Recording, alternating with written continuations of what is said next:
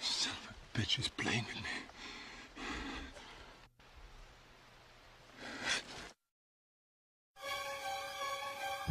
Pick up their trail at the chopper, run them down, grab those hostages, and bounce back across the border before anybody knows we were there.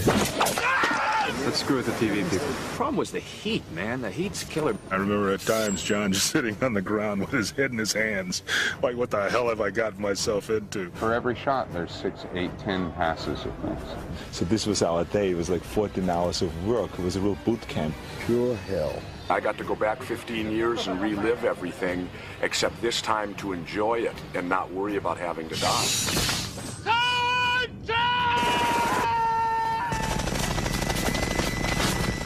Shooting those many bullets coming through that gun with that power, it was an amazing experience. They don't put this in acting class. They'd have a bigger dropout rate. If it bleeds, we can kill it.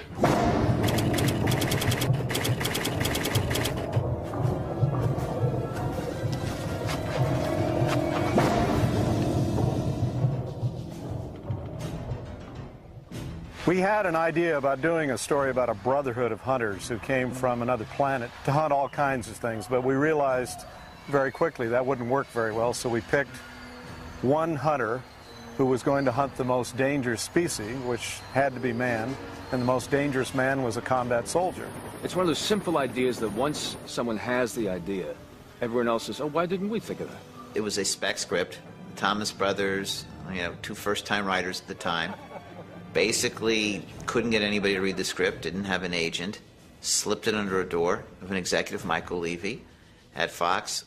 Michael read the script, shared it with me and the rest of us. Larry Gordon was head of the studio at the time, bought the script, okayed the script going out to Arnold Schwarzenegger. I went and got John McTiernan involved in the process. I had seen his picture. We needed a fresh voice. And Larry Gordon invited Joel Silver to come on and produce it.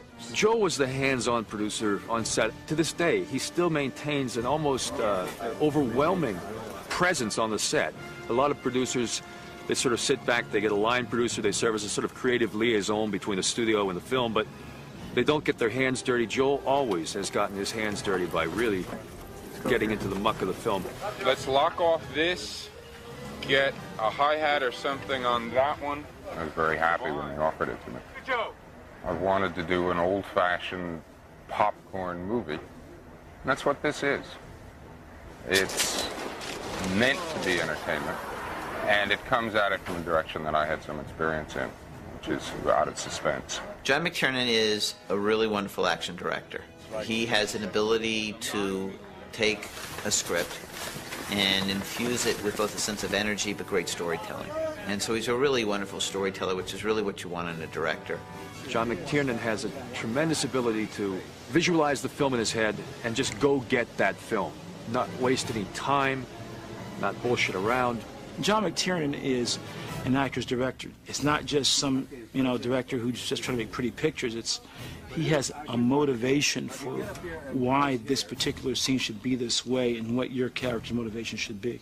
He's very sure of himself. You guys are all around. I'm going to have to be careful the next couple days, aren't I?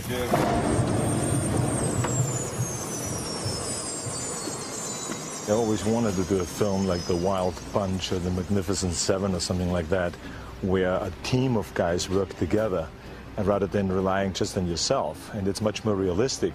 But each one of those guys are very powerful guys. They're not only just great actors, but they're physically very strong, they're very well experienced, and they're equals of mine. You son of a bitch.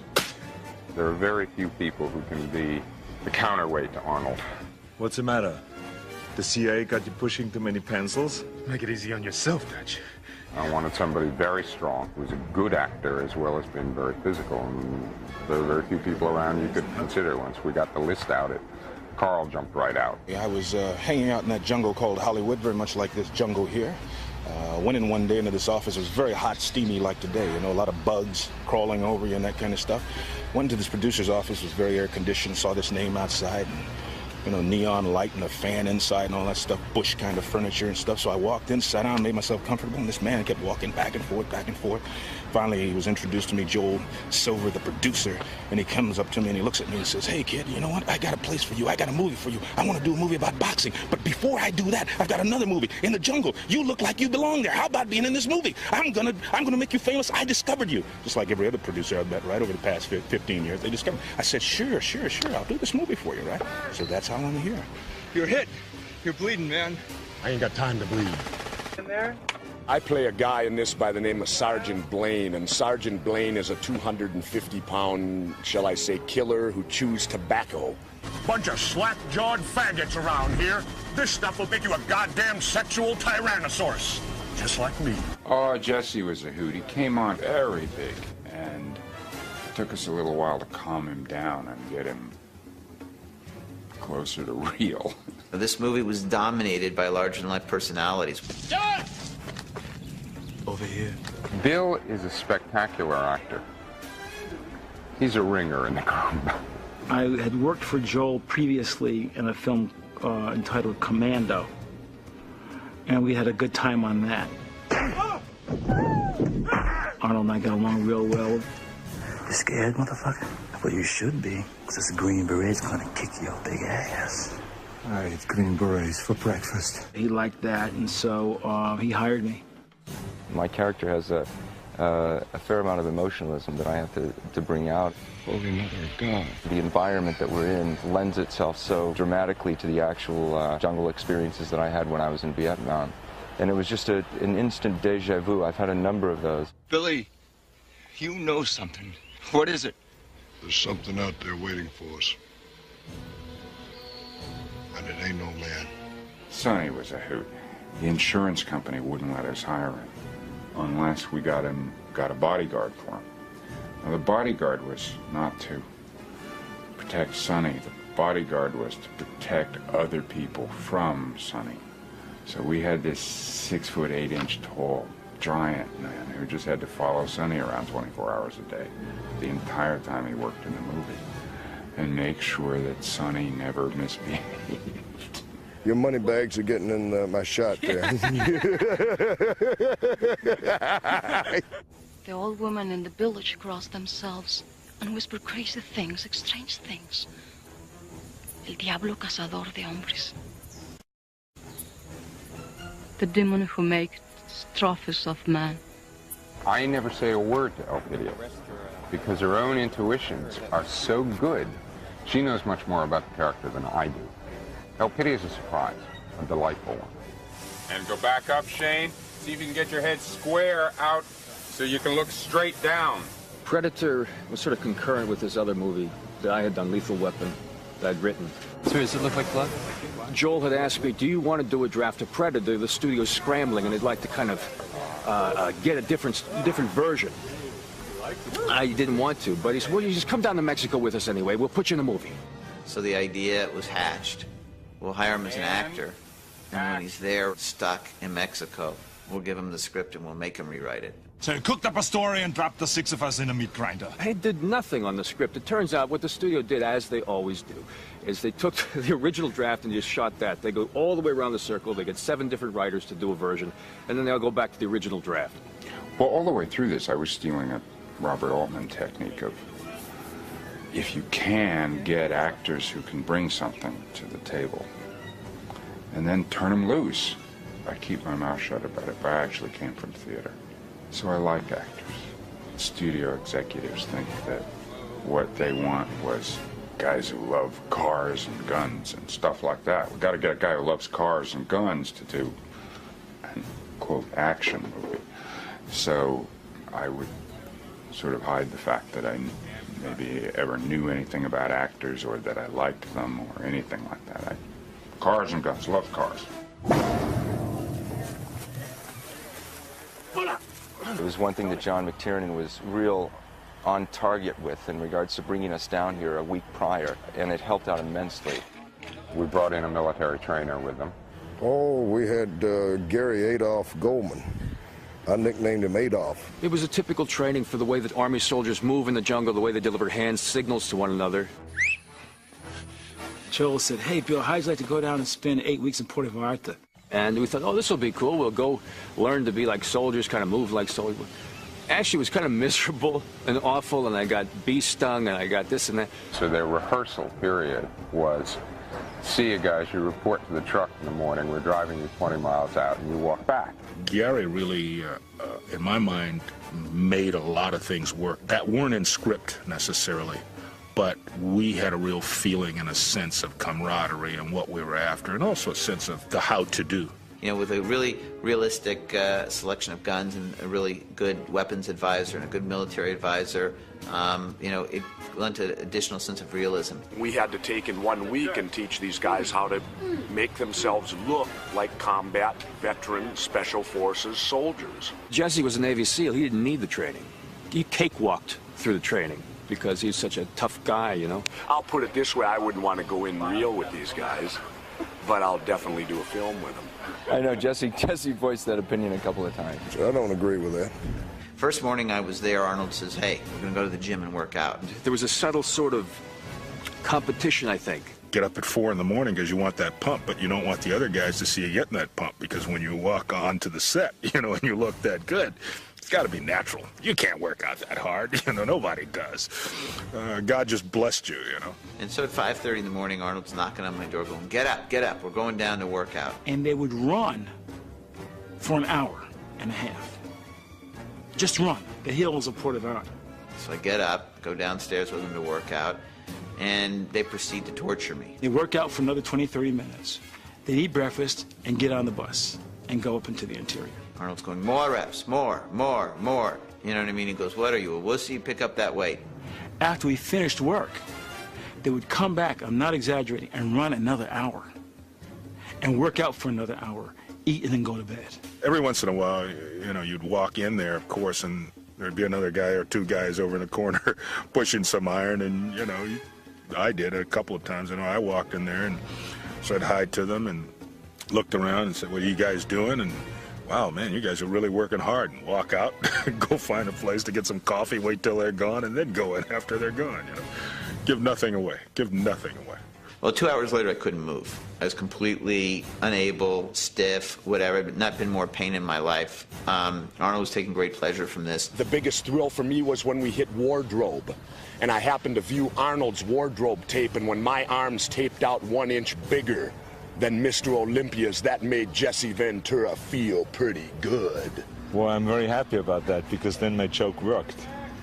Because I told the wardrobe department they should tell him that, so I can bet him a bottle of champagne afterwards when he comes to the gym.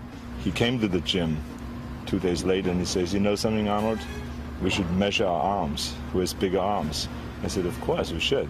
I said, let's bet a bottle of champagne. He says, of course we should. And then we measured it and my arm was 3 inches bigger than his. What the fuck? And he lost a bottle of champagne. So, I mean, you know, the psychotrick trips, they work on everybody, and bodybuilders and also on wrestlers. It was good. This is some badass bush before, man, but nothing like this. I hear ya. This shit's something. Makes Cambodia look like Kansas. Well, in an action movie, geography is tremendously important. Physical proximity or physical relationship is often at the center of a physical conflict. We've spent whole days working on hillsides that were, you know, like this, and I'm still walking around with a nearly broken wrist. I was climbing looking for a camera position, and the tree I was on broke and dropped me on my head. I think if you check with some of the other publicity people, you'll find there's a picture of the director sticking in a pile of rotten roots with his legs up, and that's it. The physical thing every day, you don't find yourself even sitting down. I mean, we had to prop this chair up so I could sit straight, right? Standing, you can't stand anywhere that's flat. It's always on an angle on a hillside. So even between the shots, you still have to, you know, it's still tension. It's always tension. Visually, you've got to create that whole environment that will put people a little on edge. It's a major minefield, and Don guided me through the minefield. I will be forever in his debt for that. All the accoutrements of gripping equipment and lighting and all the rest of it have had to be hauled up and down hills endlessly. Actually, very, very heavy real jungle is cinematically not very interesting because you can't see anything. You know, your horizon ends at about 4 feet. We would wind up going through and trimming out leaves, not doing any damage, trimming out leaves so that you could see through at some distance. If you look at Predator just as a design of a film, it's extremely well designed. We've had to use the environments that John and the producer selected for us and basically make those work. And we've had to build some trees. We've built 4 or 5 trees out of styrofoam and fiberglass to try and get some of the scale back into the jungle, some of the big root systems and just the large trees that you don't find in these areas.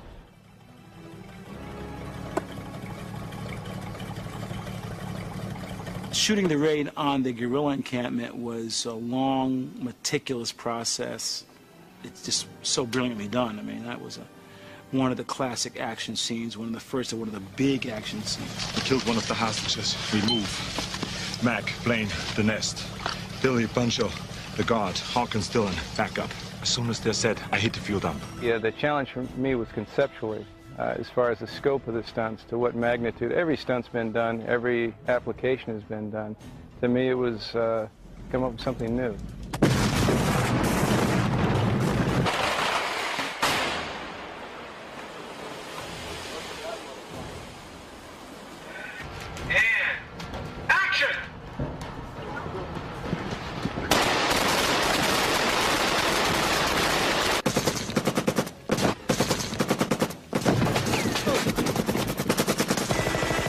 Going to have to teach me how to patrol through a jungle. Nobody's going to have to teach me how to take a sentry out. And nobody's going to have to teach me how to fire the most awesome weapon, handheld, the world has ever seen. Jesse had that huge Gatling gun, which makes so very little sense. I think it fires somewhere around the range of 3 to 5,000 rounds a minute. When this thing went, it was like the people were all set with their cameras, but no one took a picture because it was like... And they all just stood there. The cameras came down, the mouths dropped open. It was like everyone just... And that's a cut. Put him out. Sergeant. Sergeant. Who get us today? I don't know. I only saw one of them camouflaged. We never really saw the Predator, and that's one of the wonderful things about that movie.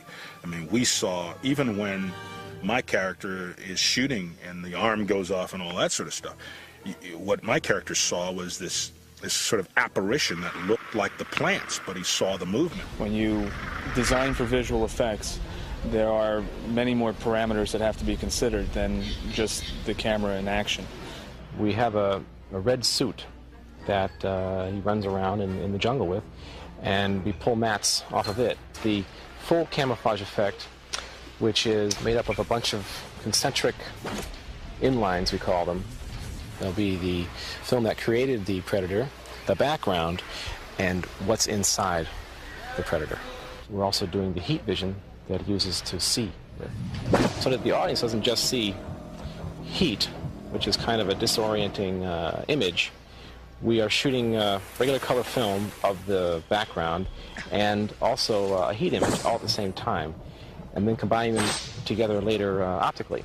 So in order to do that, both cameras have to see from the same perspective, which we accomplish with a beam splitter, so that the audience knows what they're looking at, and yet at the same time you can see a very startling and spooky image of what the Predator sees. So that then when those glasses come down, you're real close to the camera, actually. Okay. We have a lovely little guy who comes to us from the optical house in New York. He takes measurements of everything, and the angles and this and that, and You know, he's got a protractor alongside the camera and a surveyor's transit, and he checks absolutely everything and says, no, you can't shoot that, you can't shoot that. And he runs up and measures this and measures that. And 3 hours later he says, all right, maybe you can try it. And that requires sometimes 6 hours to shoot 1 3-second cut. We had to go off and start shooting the movie, and they were late turning out The Predator, and we all were desperately anticipating. It's coming, it's coming, it's here today. No, tomorrow. Finally, the day it arrived. And they took the crowbars and pried it open and opened it and lifted it out of the box, and we all looked at each other and said, oh, are we in trouble? Yeah, I don't know. Maybe if you shoot it from a low angle up, it would look bigger, you know? It just was kind of like underwhelming. The original Predator was not the Predator that you saw. The original Predator was a red figure with one eye in the middle on kind of stilts that on wires and so on. I just remember standing there and looking across through the trees, and there's this giant red thing coming like this, like just exactly what we had not been trying not to have, because it was impossible to move, and it was terrible. I shot a shot, 2 shots with the damn thing, and just sent it back to the studio saying, you really don't want us to continue with this, do you? And they looked at it and said, nope, wait, stop. We knew the production was going to have to shut down when we ran out of money. And it was one of those fortunate things that Larry Gordon was on board as producer, because he was there to protect the financial integrity of the picture. In other words, he was there to beat somebody up to get us more money, which wasn't going to happen for a period of time because it needed Leonard Goldberg to come, and he took over the studio. He followed Larry in. He saw the movie and saw the potential of the movie, saw an hour of the movie, and okayed the funds to finish the picture. A break in shooting like that is actually a tremendous luxury. It's wonderful. Woody Allen now does it as part of his production process. He shoots most of the movie and then goes and edits it.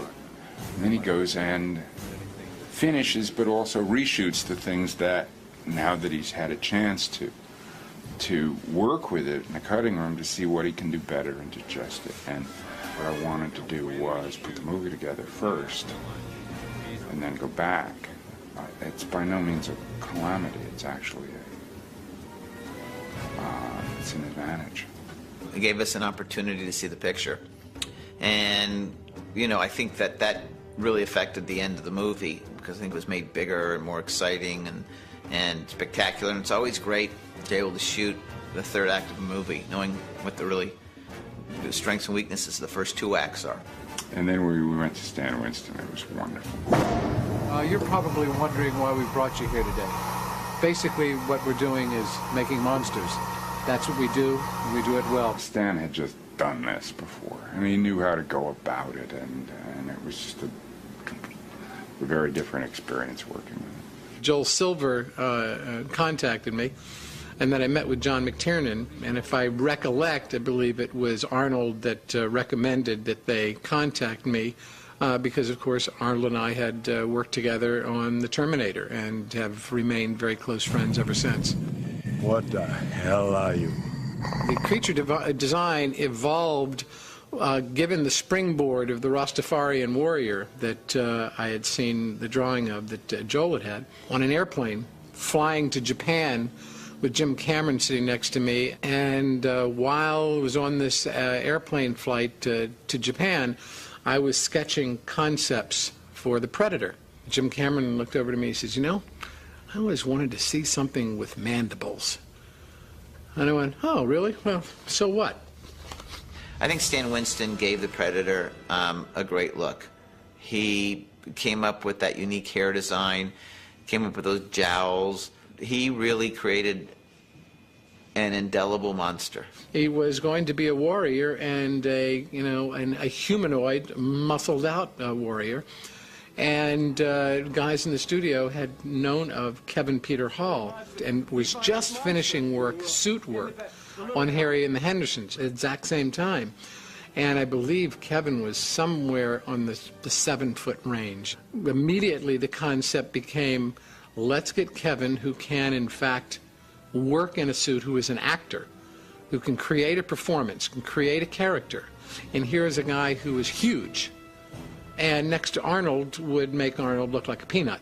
I saw them go by with this big mattress. They were in the Kevin's room, so they could have 2 big queen-size beds, and he just slept across both of them because he was so big. And he wasn't just some big guy in costume. I mean, the way he moved and the menace and he took things off, you know. I just thought he was totally brilliant. The design of this Predator is really wonderful, and the concept of the character and hunting down Arnold is fun. So there's already the incentive to get into it because, you know, you're going to be going after Arnold Schwarzenegger. But on top of all of that, there's creating a personality that the audience can relate to, you know, because without it, then it's just something from somewhere else. Whereas this is a real conflict, and it's real important in this movie that the audience get a sense of who Arnold is and a sense of this evil force that is chasing him down. Because he suffered so long in the damn suit, I had to make sure that he got his face actually on screen. What the? I've always wanted to play a heavy, and this is an excellent heavy. It kills for pleasure. He was skinned alive! It hunts for sport. It's killing us one at a time. But this time, If it bleeds, we can kill it. it's picked the wrong man to hunt. Arnold Schwarzenegger, Predator. Rated R. Now playing in theaters everywhere. I saw it in the theater in Westwood opening night, premiere, and it was like people were cheering. People loved the movie, and it did really well, and it had a really big opening night. It was the #1 film that weekend. My mother walked out. Now, and it's funny, my mother didn't walk out during all the pussy jokes. You know, she was not offended, but she couldn't. When my character ran into the jungle and she knew that I was about to get killed, she couldn't watch. She had to leave. I believe the original budget of the movie was $18 million. When you look back, it's not a lot of money because an action movie today, if you can do it for $50 million, you've done a great job. The official tab on this movie is that it has lost more than its original cost. Well, I got to be honest. I got a net points check about 2 weeks ago from the studio on the movie, so it seemingly has broke even. We had no idea that the film would be so well remembered 15 years later. To this day, all the things I've ever done, people talk about. Just today, I was talking to some guys, and one of the business guys was talking about. He had met me. He says, "Predator." I mean, the first thing he said. I mean, he doesn't say Bill Duke. He says Predator. The strength of those characters is what draws us back. There's something about the characters that resonate for us. And, you know, 15 years later, I guess those characters still resonate for a lot of people. I don't think the idea is dead even. They did a sequel, of course. You still see Predator T-shirts. It's a classic. It set a standard.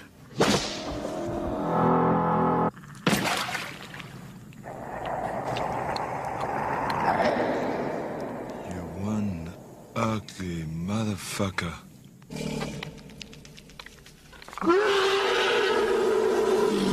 You're one ugly motherfucker. You're one ugly motherfucker.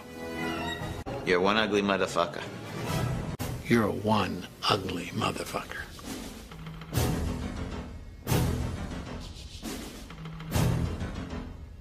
Got another shirt.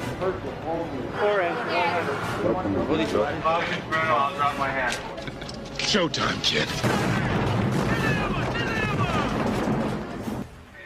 We used to use wooden sticks for guns when we were kids. And here we are, I'm still a kid when we're doing the movie, except now I got this thing that's like handcrafted Czechoslovakian machine gun. And when I point it at someone and pull the trigger, it makes holes in them and the blood comes flying out. So fuck yeah, man, that was fun. The attack on the Palapa was one of the most fun scenes I've ever been involved in because there were so many guys. There was so much gunfire. The explosion of the helicopter, all that stuff. I mean, it was amazing of how many rounds of ammunition went off in that thing. And I don't remember one person getting hurt. You see Craig over there, who's the second unit director? When he started this project, he was black-haired 2 weeks ago.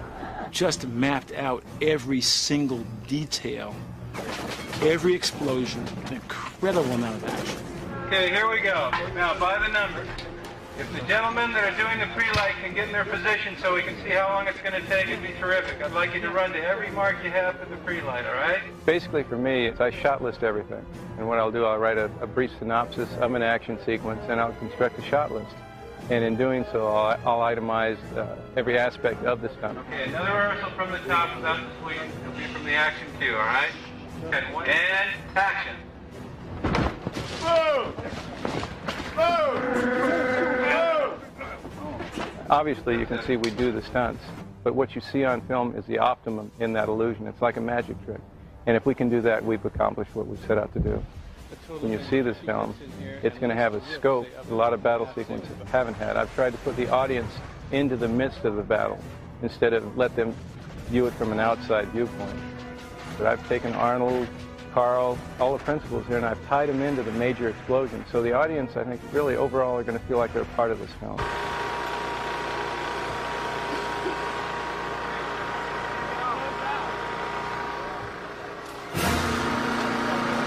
Okay, step out on the platform. He said no. Billy, stand up and get ready. This looks good, Billy. Roll cameras, and I will give action, all right? Are you okay, Billy? Okay, now stand by, gentlemen. Stand by. And action!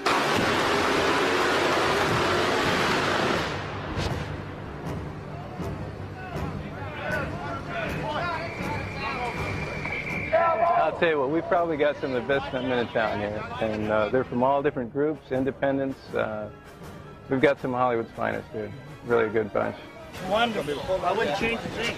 I wouldn't change nothing. Cierren mejor la palapa, por favor. Detrás de la grúa que quiere irse para allá. In. Okay, Jimmy, are you ready? 1 second. The mortar on the ground over there, and there's a mortar up in the road. All right? Good. Okay, here we go. And light the pre-light. Roll cameras. Big.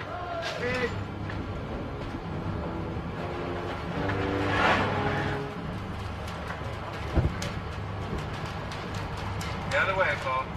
And action!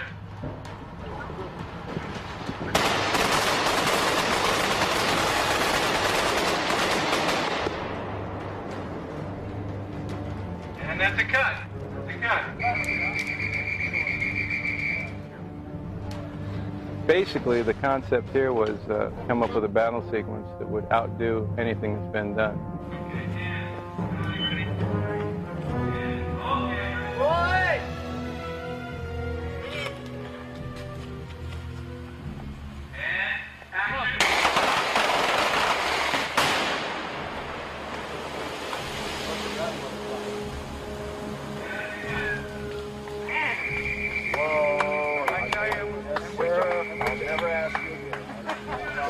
Close shave. You're very close shave. That's a beautiful shot. Fuck, that was nice. Looked like a giant. That was nice. Whole show's like that. Really, it's come up with something new, fresh, and innovative. You got time to duck? And we've taken it to the max here, as far as safety is concerned, but the bottom line is we've created the illusion that the audience is going to feel like these actors were indeed part of this battle sequence, as well as themselves.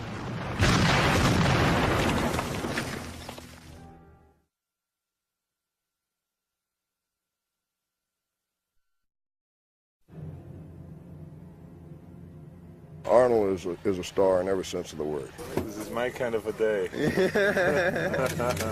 A star is not only to sell tickets, he's got to take command of the set and be a leader. We move. 5-meter spread. No sound. Well, working with Arnold Schwarzenegger is a pleasure. Consummate professional. Totally prepared. All he asks for you is to be prepared as much as he does? Yes? All he asks you for you is work as hard as he's working. That's good. Good. Now, see, that looks like you're diving. Yeah. You know where you're going. Right, okay. And that's fair. People look at him as a natural leader. It helps enormously the movie company if somebody like Arnold walks out there, deals with the water, deals with the mud, deals with the rain, all the mosquitoes, the heat, the whatever, and takes it on like, hey, what are we going to do today? And that attitude spreads. Bang something! Son of a bitch, I grabbed the was exactly the bush that has all the The one you banged into had to be one of those? He always has a word for somebody. He always stops and pays attention and finds out what's going on around him with the people, even the peons and the lesser actors. Arnold is my favorite actor in the whole world. It is true. It is true. It is true. Das is correct. There are people who go right through a script and just make sure that every decent moment, every good line gets plucked out, and no matter who's got it, it winds up, his agents call up and say, that line, can that get moved? Arnold has never been like that. Arnold sponsors other people. Arnold tries to make the people around him look good and feel good. He's great that way.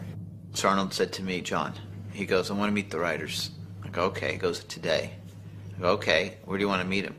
He goes, let's go to your house. I'll meet them in the steam room. Right?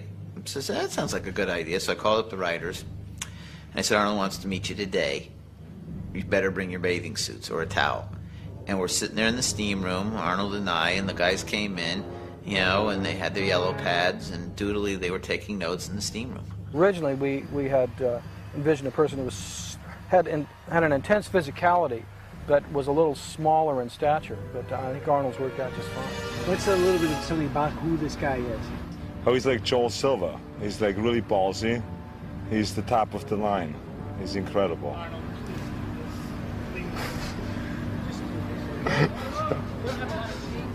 There's an accessibility to him. You can talk to him. He doesn't walk away. He doesn't go in his trailer. He offers you something to eat. I remember the Mexican guide that we had. He took his kids out pony riding one day.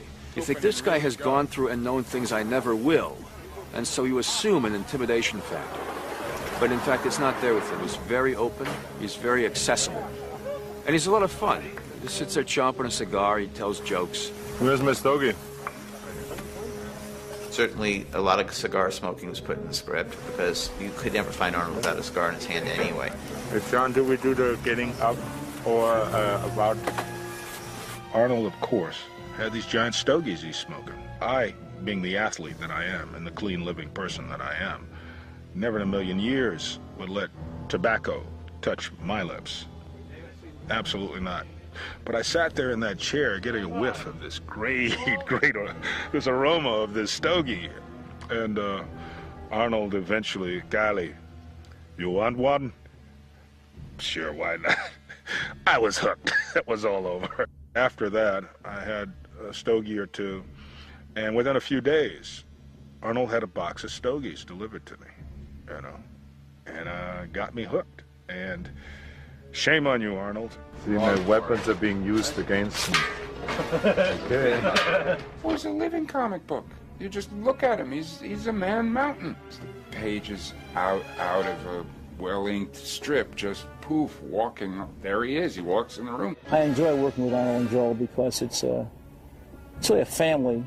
And I'm working with a great team of guys, and we're having a good time down there.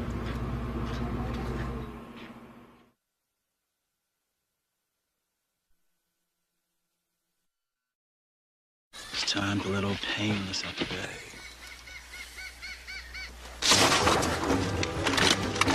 Payback time. Jesse had the Gatling gun. It's a mammoth weapon. And when old Painless came out of the sack, it tore things up. I'm the first person in film history to shoot this weapon handheld. Not even Rambo can say that.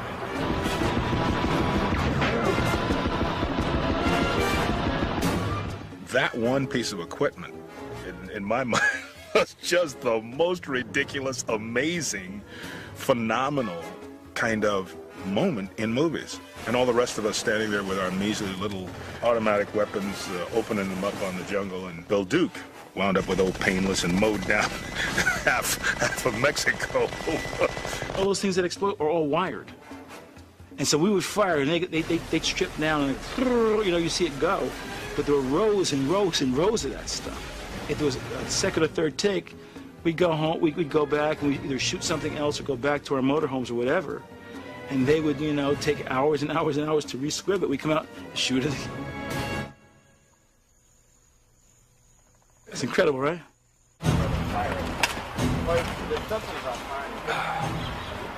Firing mechanisms right back here. Shoots off of there. And see, all these barrels will spin towards my left. You know, they all turn. And what this is basically is like the mount for an M60 machine gun, and then they built this carriage off the top of it. See, normally this weapon is a helicopter. It's a helicopter gun. What's a Gatling gun? It's electronic powered. It's like the old days, remember in the old movies of Civil War, where the guy cranks the Gatling gun and sticks the bullets in the top, like that? Well, this is just a modern Gatling gun that's electronically powered to where all these 6 barrels are rotating. They had these batteries, these around 6 or 8 batteries on these gigantic cables locked to the bottom of the gun. Come on in, you fuckers. You couldn't see it off screen, but these battery cables were gigantic, came up to the gun and just powered the whole thing. When I say Jesse, you turn back and open fire. It makes no sense outside the context of a film that someone would have this Gatling gun which fires 1 billion rounds a second and then have to carry all the ammo on their back, and it's good for maybe 2 shots and then they have to drop it. But it would look cool. Turn back, Jesse, turn back. And that's a cut. Put him out, that's a cut. So what's it like shooting this thing? It's like shooting a chainsaw. They'd have to be a mountain of a man or have a couple of oxen to pull it around on a cart, you know.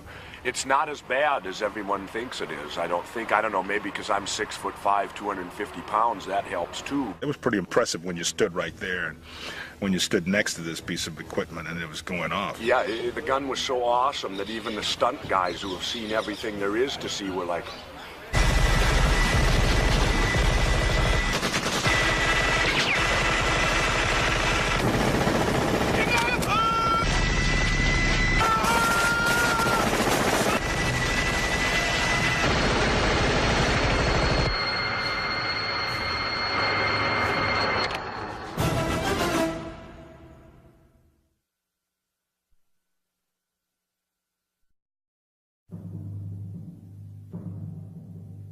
In the story, all the gentlemen have camouflage makeup when they hit the jungle. So they have to have the camouflage look, which has to match every day. The wounds that, you know, occur to each individual during the show, the sweat, you know, all the different variables that make them appear to be in the jungle. We had a whole bunch of military books in regards to you know, different makeups. The problem was that if you get too much camoufage on them, you lose the individual. With the different makeups, it helps distinguish the characters as you're watching it. And you also get to know them. You know, you'll see Bill Duke, who's very dark-skinned anyway, doesn't wear any camouflage makeup. Somewhere the skin is lighter brown on his nose and his cheeks, we darken that up, so he almost disappears in a shadow. I see you. Arnold, for instance, his lines are strong. You know, it's a very strong character. Sonny Landham, who plays the Indian guide, he's just got like the war paint. You know, that's like, he said, to hell with it. You know, let's go get him. You know, that kind of character. Carl Weathers is very subdued, and I think that was because of his role as a CIA agent, like a pencil pusher, that has come back to the jungle for this one mission. You know, he's still rugged and tough, but he's softer than the other guys.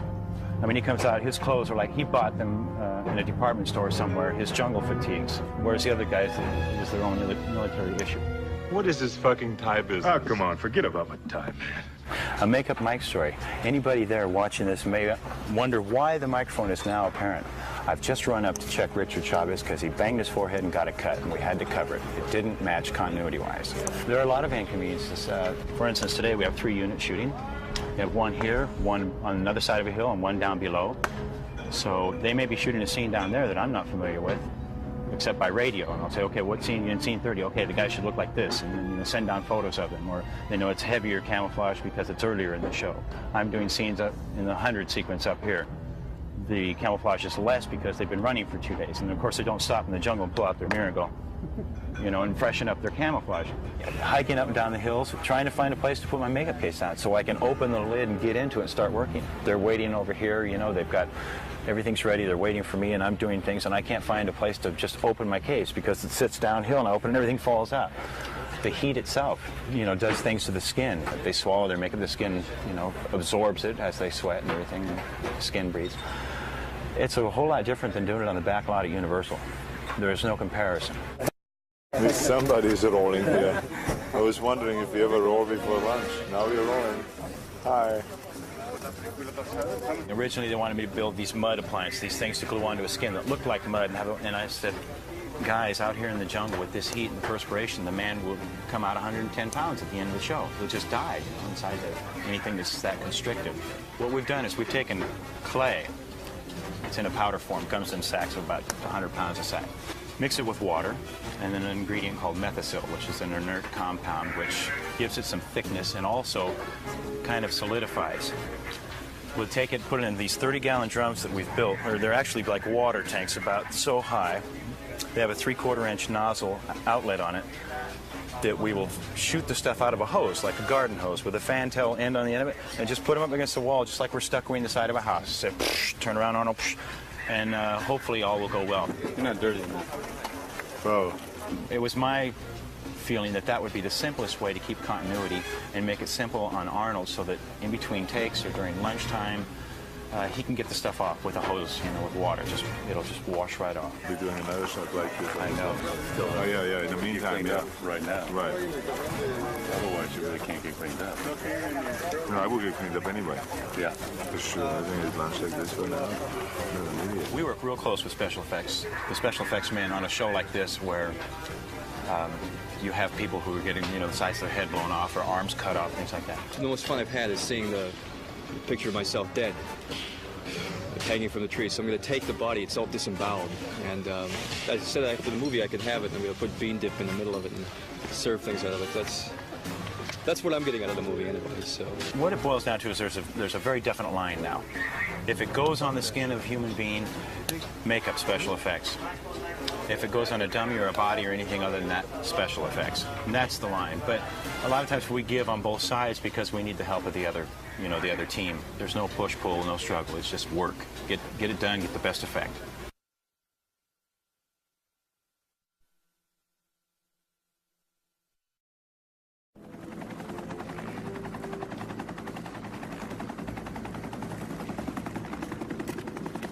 It's always been important to me somehow to try to give a sense of a place, create a sense of a place, and create a sense that this fight happens in a specific place.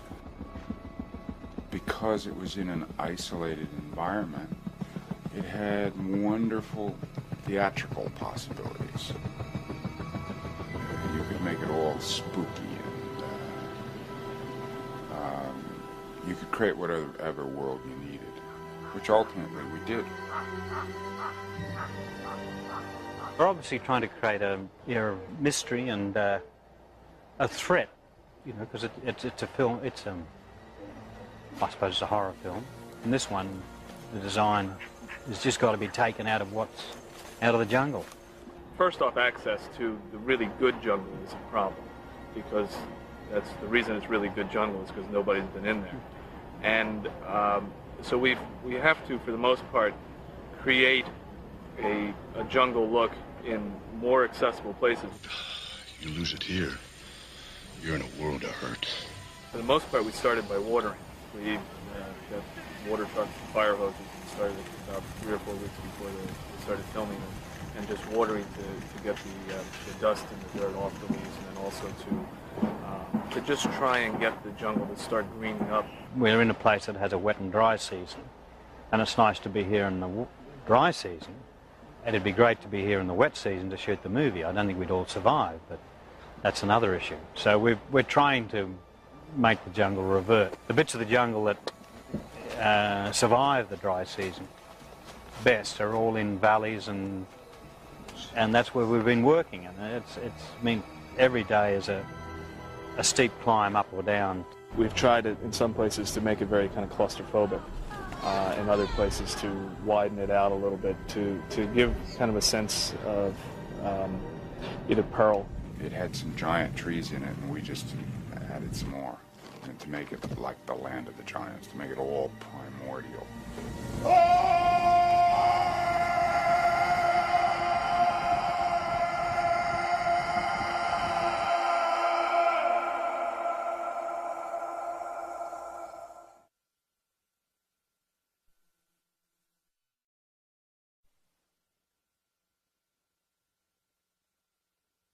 I remember meeting Kevin Peter Hall for the first time when he came to the studio for his castings, for his body cast, for his head cast, to prepare for the process of creating the Predator. And here is this wonderfully soft-hearted, intelligent, poetic giant of a man. Hi, Mom. What are you doing? Mom out there? Yeah, that's my mom. That's your mom? What are you doing here in the middle of Mexico? It's amazing. Get home. Go home. Where's Dad? Kevin Peter Hall was our Predator. Arnold, I'm looking for you, babe. And he was in Predator too. Don't mind the master in the background. He was just a really sweetheart of a guy, you know, big and tall and, you know, and soft and sweet inside. I need another finger. Oh. Thank you. Kevin Peter Hall was a great kid. He got a lot of work playing monsters because he was 7 feet 6 inches tall. And when you look at Kevin Peter Hall in that wardrobe, makeup, and with that size, and you see him against Arnold, you believe, ooh, Arnie's in trouble. He made it work. Kevin Peter Hall really made the thing work. That's your lollipop gift. Okay. You can't breathe for 5 hours. Wait, I gotta take a deep breath. Oh, quit playing.